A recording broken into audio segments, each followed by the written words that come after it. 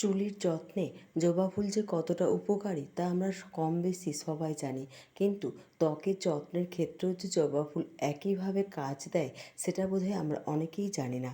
জবা ফুলের মধ্যে রয়েছে ভিটামিন সি এবং অ্যান্টিঅক্সিডেন্ট, যা ত্বকের মৃত কোষ দূর করতে সাহায্য করে, ত্বকের বলিরেখা দূর করতেও সাহায্য করে থাকে।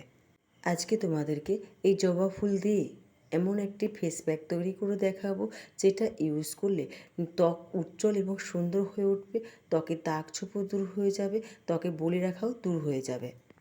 হাই ফ্রেন্ডস, আমি মানসী। আমার পরিবারে তোমাদের সবাইকে স্বাগত। প্যাকটা তৈরি করবার জন্য একটা পরিষ্কার পাত্র নিতে হবে। তার মধ্যে দিয়েছি আমি 1 চামচের মতো গুঁড়ো দুধ।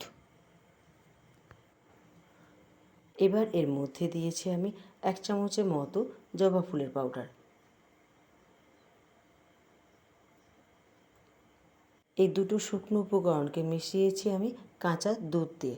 তোমরা এর পরিবর্তে দই বা গলার জলও ইউজ করতে পারো।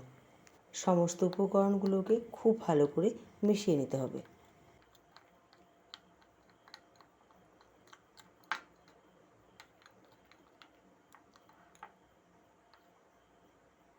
এবার এটা পরিষ্কার মুখে লাগিয়ে নিতে হবে।